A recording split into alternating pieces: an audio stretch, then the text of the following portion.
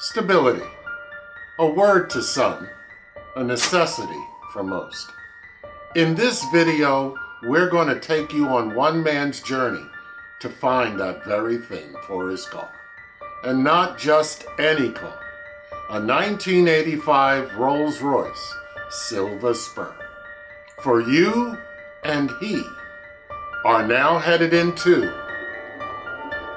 the hydraulic zone.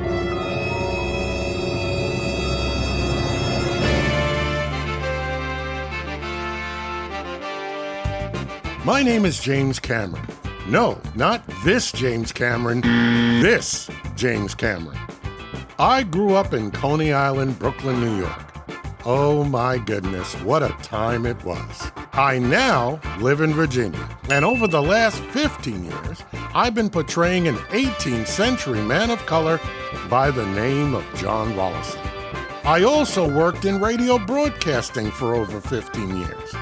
I also played briefly, very briefly, in the NBA. It all started when I was 13 years old. Yes, that's me at 13. I was a handsome individual, wasn't I? But before all of that, I had another passion. I loved Rolls-Royces. Well, a few years ago, I accomplished my dream. I purchased a 1985 Rolls-Royce Silver Spur. And that's where the nightmare began. But it was through trial and error that I discovered that there was a way to actually purchase these cars and maintain them that could save the buyer of future cars like this thousands of dollars. Now that is the sound of power. Let's take a trip. Come on, come along with me. I have now taken that knowledge and will now share it with you. My name is James Cameron, and I want to welcome you to the Rolls-Royce and Bentley University Buyer's Guide. Let's start class. Hi, I'm Josh Wicks here at Wicks Rods Kustoms, here located at 5612 Moortown Road, Williamsburg, Virginia. We got James Cameron's 85 Rolls-Royce Silver Spur. We're going to be working on the hydraulic system. He's got a couple weeks in it. We got two lines that need to be replaced.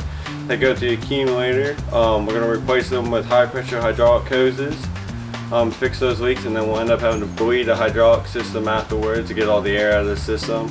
On these cars, the hydraulic systems control the suspension dampening for the shocks in the front and rear, as well as the brake system.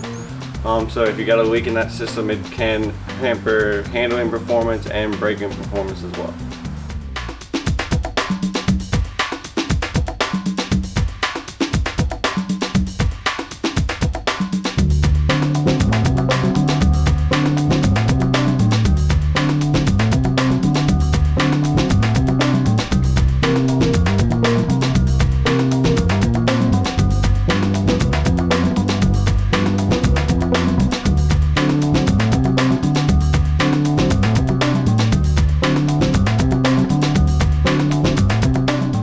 These two hoses off here that run from the accumulator to the hydraulic shocks in the rear. They use these, it's a hydraulic hose, stainless steel, that they tend to, at the fittings themselves, leak. At one point in time, someone's already changed these over to like an AN style fitting. The original ones were a bubble flared fitting. I guess whichever ones they replaced them with, this is what the ones on here look like. The original were of a similar design, just a different fitting on the end. These are a little bit easier to work with and not to replace than the original style fittings.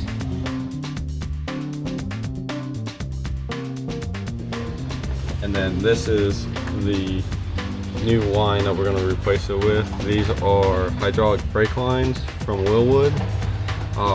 They hold up a lot more pressure than the ones that were on there. Make sure all the fittings are clean, because you don't want any dirt or anything on the ends of your fittings here, because that'll introduce dirt and stuff into the lines. It's never good.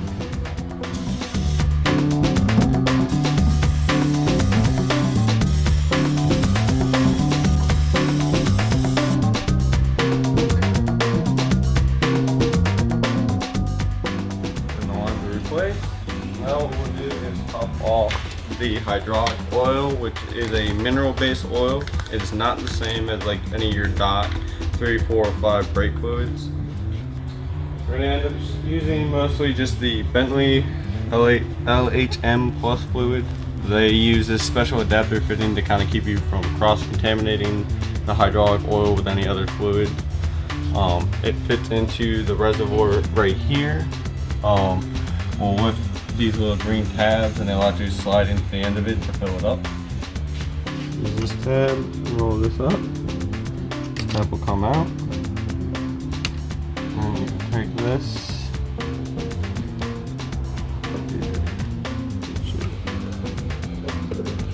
Put it in. Turn this over.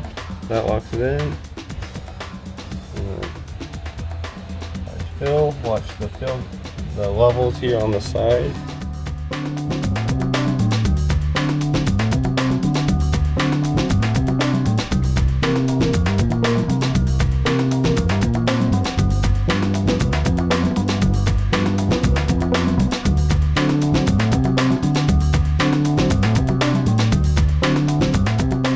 We're going to start the car so it builds up pressure in the hydraulic system. Then we'll depress the brake pedal until the brake pressure light illuminates. Once we know we got pressure in the system, then we can shut the car off. We'll lift the car, bleed the rear brakes first, then we'll bleed the front. As long as it doesn't lose pressure in the system, then we'll close everything off. We'll start the car again, run it for it to build pressure, depress the pedal a bunch of times, and then we'll shut it back off, and then we'll start bleeding the rear shocks on it, and then we'll bleed the accumulators on the engine.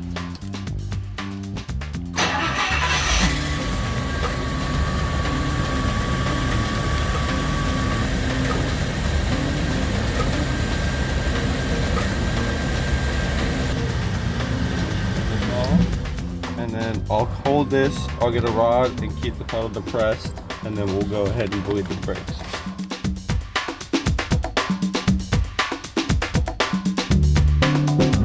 We're going to hook up this bleeder hose to capture the fluid.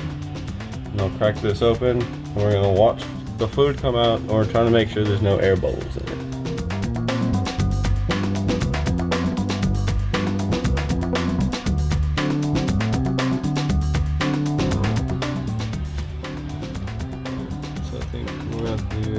We'll leave these open, start it, run it, and then we'll pay attention to the amount of the fluid coming out of it and keep an eye on the hydraulic level until this runs out, and we make sure there's no bubbles.